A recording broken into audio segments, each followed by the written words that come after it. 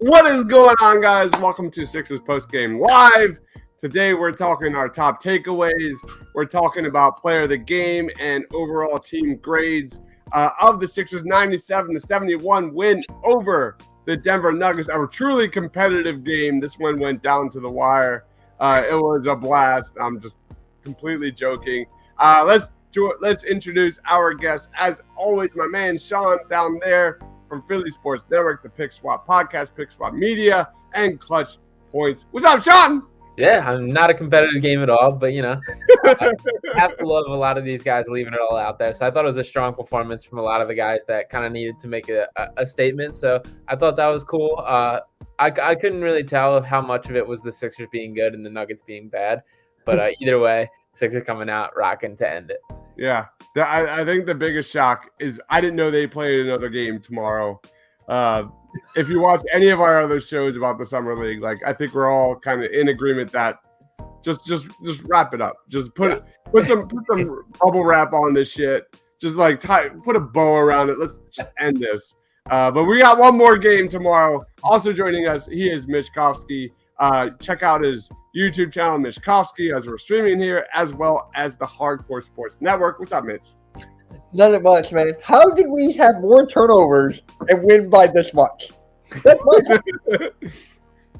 I'm just going through. How many turnovers did we have total?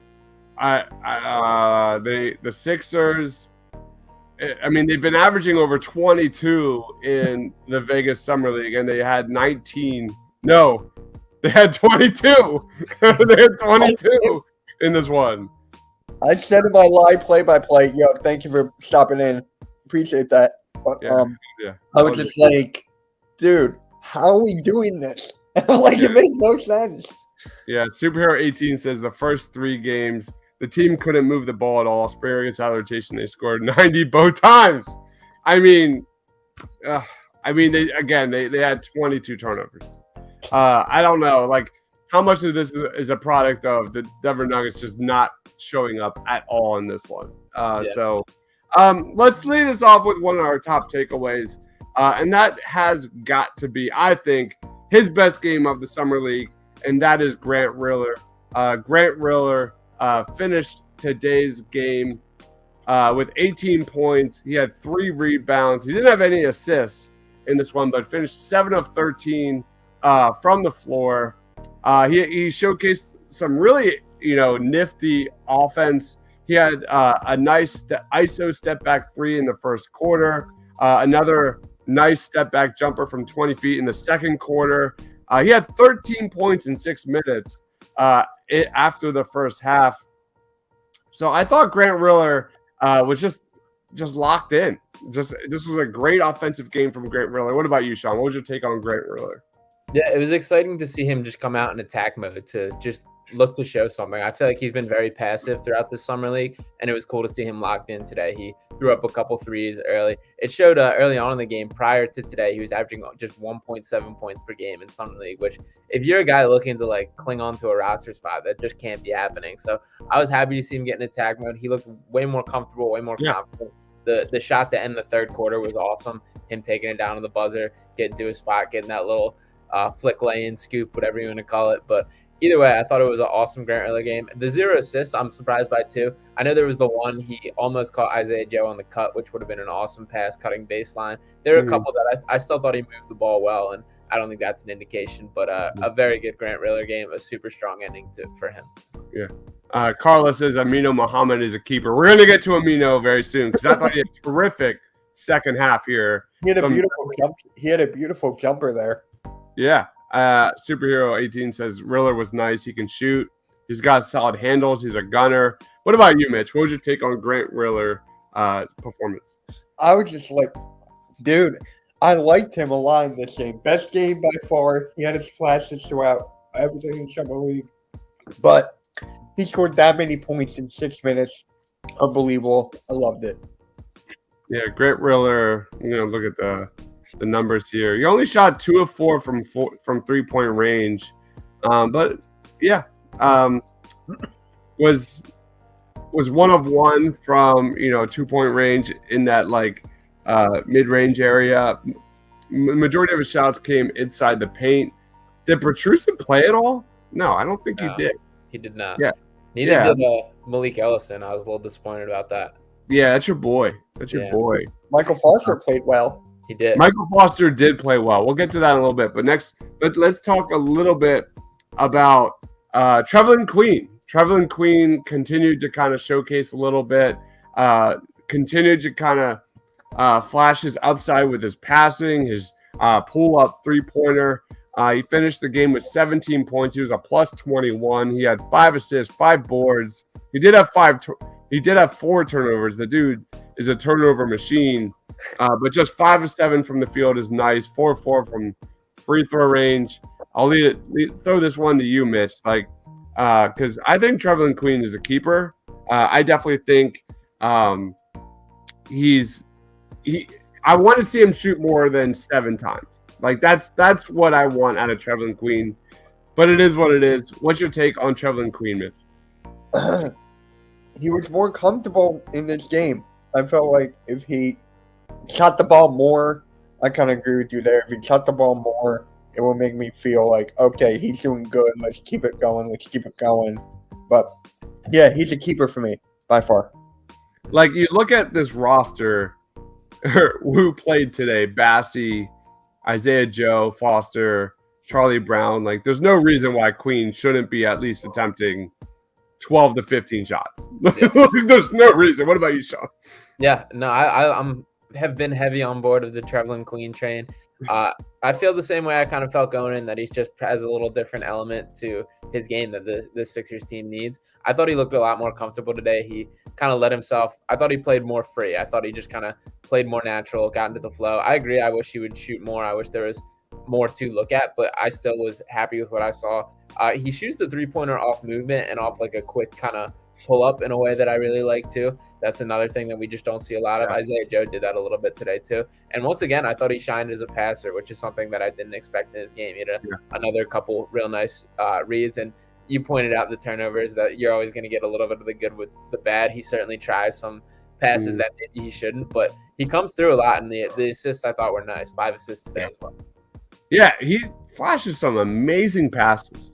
Trevelin Queen has there's some nice touch there. I just want to see more of it.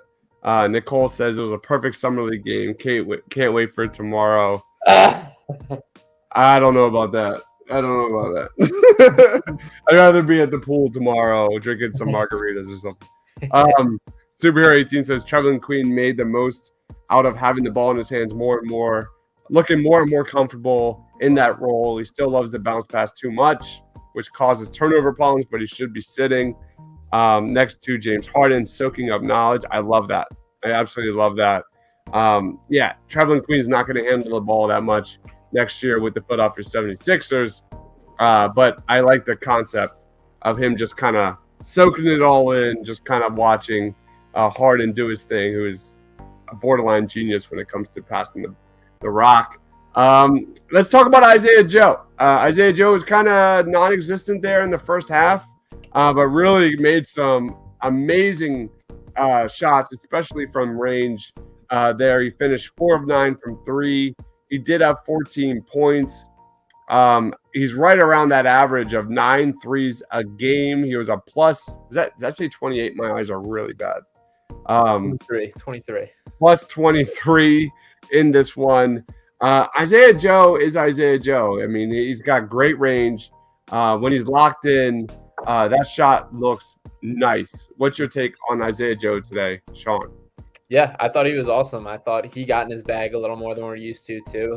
Just creating separation with that. He had a nice little, I don't even know what to call him, but it was something like I've never really seen him bust out before, just kind of creating his own shot, taking a little step back and through it. So I thought it was cool to see him let loose. You saw the little kind of spinny thing he did to get in the lane and have a lay-in earlier, too. So it was cool to see him flash the handle a little bit. I thought he had some nice moments as a ball handler and as a passer as well, which is something that it is cool to see him adding that to his game and becoming more of kind of a true combo guard, I think. And obviously his shot is going to be his moneymaker to get the NBA chance. I also, in the interview with Eric Musselman, saw him kind of sneakily throw a little dig at Doc. I don't know how much he meant it, but just talking about if he can get an opportunity, I really think. Oh my God. I need to see that. I need to Yeah. see that. I I was didn't. watching and I'm like, why is Eric Musselman talking? I'm like, why?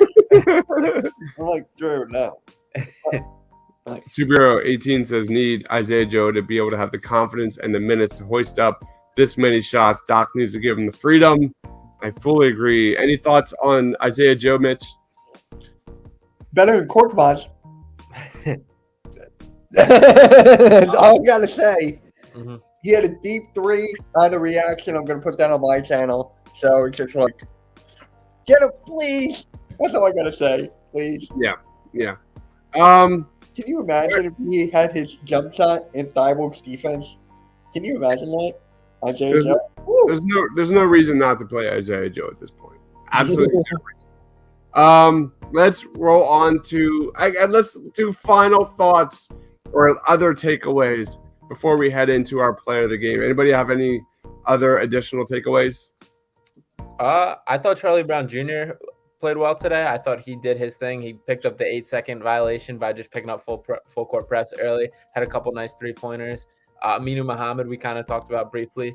I've grown to really like Aminu Muhammad. He's been a surprise for me that he's another guy I didn't really know a lot about going in, and I like the way he plays. I love the way he competes on both sides. And Michael Foster and Tyler Bay, I both thought played pretty well as well. Yeah, Michael Foster Jr. and Aminu Muhammad. I mean, Foster Jr. continues to showcase his improved defense, contesting shots, deflecting passes, anticipating passing lanes. Like, I thought Michael Foster Jr. had another great game. Yeah. He doesn't really stuff the box score by any means, but he's active on the glass. He seems to always be. He always has his hands up. And I like him. I've been raving about Michael Foster Jr. I'm really excited to see what he does with the Delaware Bluecoats this year. But he finished 3 of 3 from the field there, 8 rebounds, 2 offensive. He did have 4 turnovers there, but 2 steals, 1 block. There's definitely something there when it comes to Michael Foster Jr. He's only 19. He's got great size. He definitely has instincts. There was a play that he received the ball in the paint, and any other 19-year-old kid would put that ball up and probably get blocked, but he moved it real nicely to the corner for a 3. So there's definitely little signs of Michael Foster Jr. being having NBA upside. Any take or final thoughts, Mitch? What is going on with Julian Champagnie? He's gone. He only had 1 nice shot, and that was it. He was a major letdown for me. Yeah. A major letdown. He had all this hype. Everyone was so excited. I gotta stop looking on Twitter for Sixers stuff. I gotta stop because they let me down so many times. I'm done with Sixers Twitter. I'm done with it now. Well, you watch any of our post-game shows, we've been ripping Julian Champagnie for. I know. And I don't mean that as I don't want to dig into Julian Champagnie because obviously he's a good kid and it's just not it's not happening. Heading into this game, he was 2 of 18 from 3-point range. he has 1 more game left, but now he's at 2 of 20 from 3-point range. He did have a nice pull up there when I was joining your stream, Mitch, there in the second half. But the dude is just not an off-ball scorer. He doesn't do enough.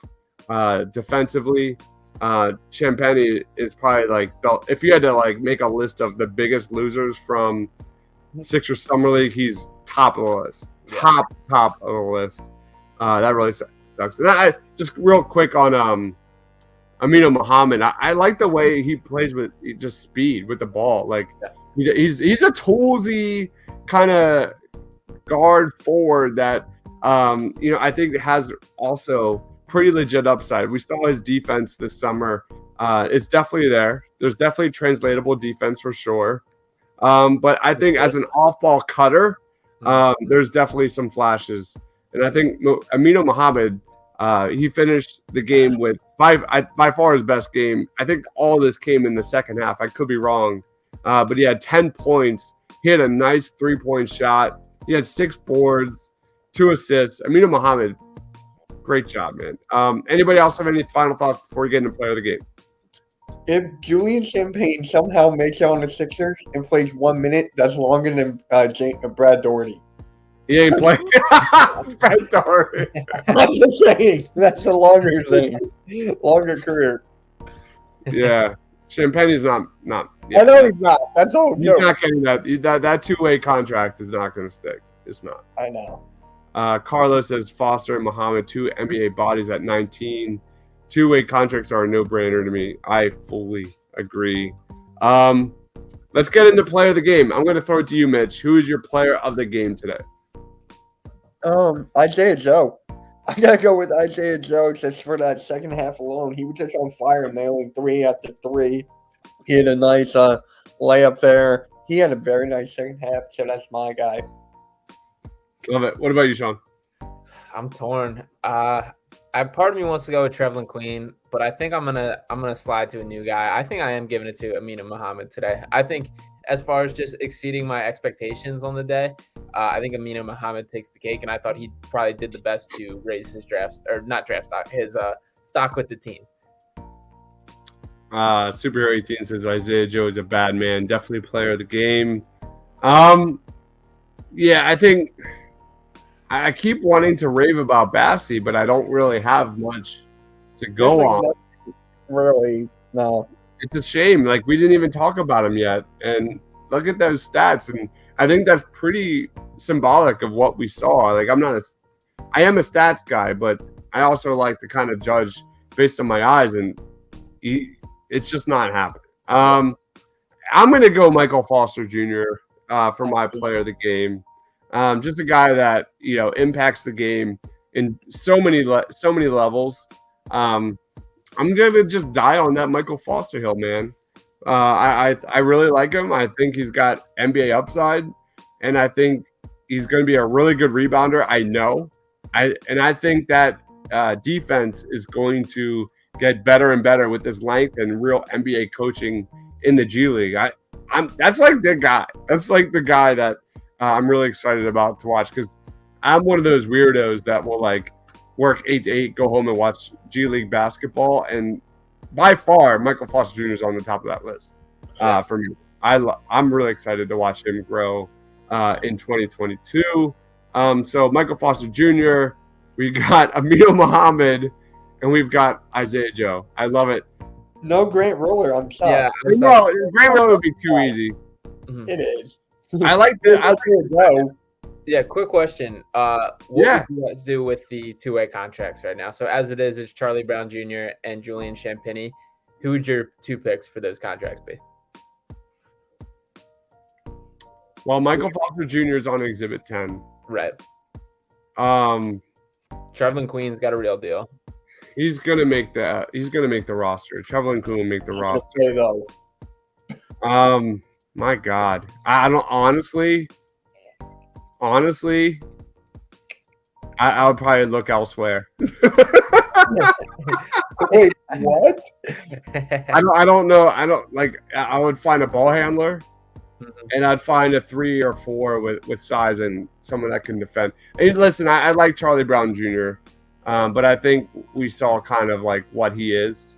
Now, Charlie Brown Jr. is nice, but there's no way that if there's no way you can't find an improvement over Charlie Brown Jr. Those guys are a dime a dozen. What do you guys think?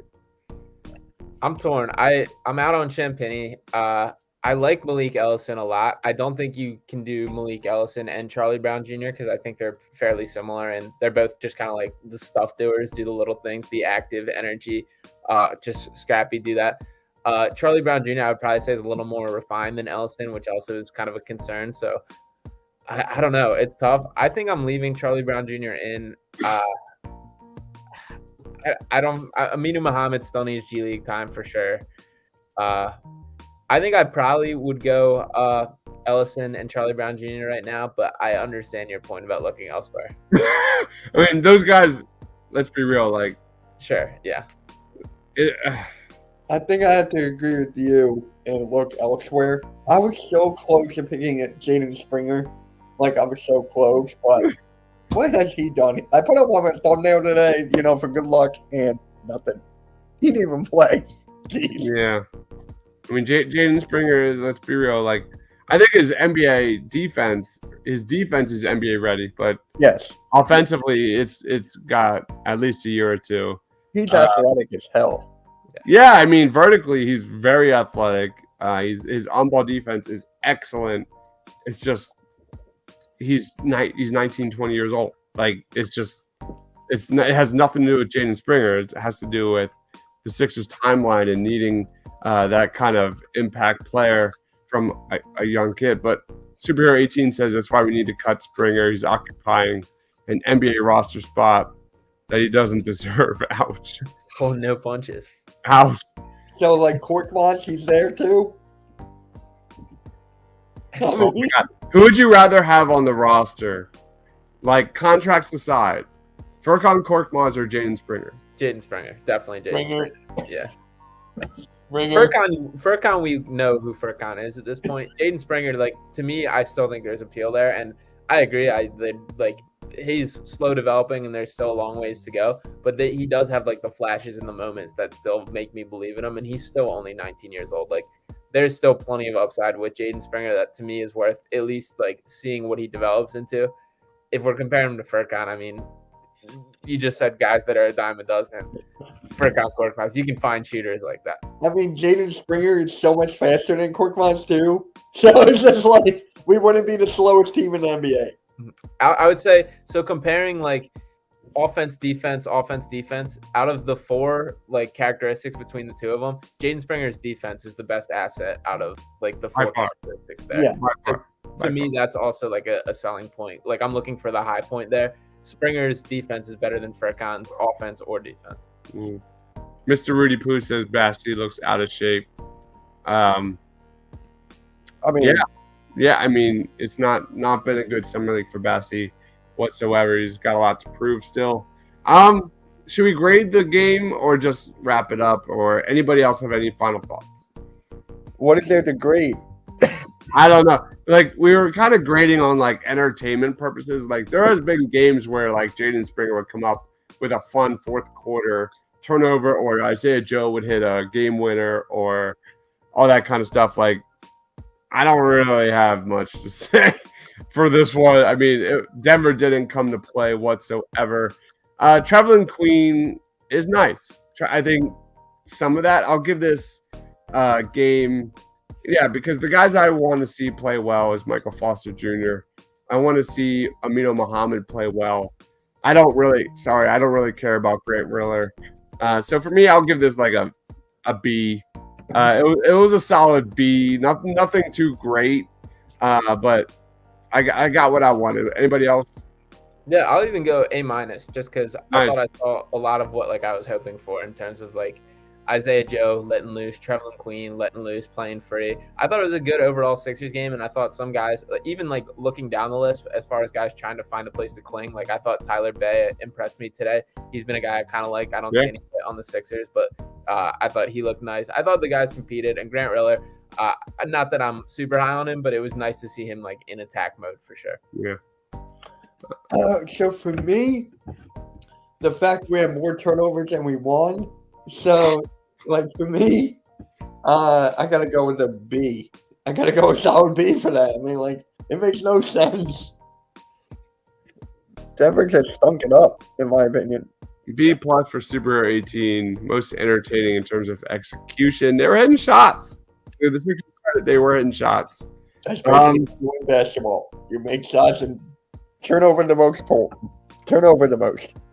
All right. So, guys, we have one more game tomorrow, I think, against the Chicago Bulls to wrap up the Sixers Summer League. Honestly, I had no idea. I thought this was the last game. Yeah, me too. Until and then I saw on the screen, I was like, oh, we're playing the Bulls. yeah, I had no clue until Mitch told me. So we'll wrap it up. Plugs, anything you got going on, I'll throw it to you, Sean. Time's yours. Yeah, you guys can follow me on Twitter at Sean_Bernard1. Check out my written work on Philly Sports Network and Clutch Points. I'll have a takeaway piece on tonight that'll be dropping tomorrow morning. And then check out Pick Swap Podcast and Pick Swap Media for some of my podcasts and a couple other podcasts coming out of there for sports stuff too.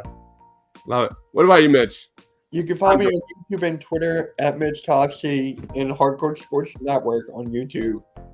Basically it. Got it. Yeah. I've got some really fun interviews for next week that I won't announce. Maybe I'll make it into a tweet or something like that. So I'll save it for that. But those are still in the works. Times are still being worked out. But I think I'm like in that mode of like getting some good interviews from like big Eagles heads about this upcoming training camp, because I think I've talked about everything I need to talk about. But we're going to hear what they have to say. So be on the lookout for that, as well as my cornerback rankings. I didn't get a chance to put that out today, but probably tomorrow of the 2023 NFL Draft. Thank you, everyone, for watching, guys. It's been a wild ride. Are we doing a post-game show tomorrow? I'm not sure. I think we have a party to go to. Yeah, I'm like, wait. You told me you weren't going to be Yeah, on. I just realized that when I was just saying that. I'm not doing a post-game show tomorrow. So this will be the last Sixers post-game show. For a while. We will be counting down our top 10 most important Sixers players on the roster moving forward. So expect little videos coming out over the near future. Outside of that, Sixers-wise, there's not much else really going on. All right. Follow my man Sean on Twitter at Sean_Bernard1. Check out Philly Sports Network. Check out Pick Swap Media. Check out Clutch Points. I did it, Sean. That was one of the few times I actually did it right. And then at Mitch Kofsky for my man Mitch and Hardcore Sports. Thank you, everyone, for watching. Please be sure to smash that subscribe button. We are sharing on multiple platforms for Pick Swap Media, for Mitch Kofsky, for Edge of Philly Sports, for Philly Sports Alliance. The list goes on and on and on. So, guys, share the love. Be sure to subscribe to everyone's content here. Amazing content creators. Thank you, everybody, for watching. We'll catch you next time. Stay awesome, everyone.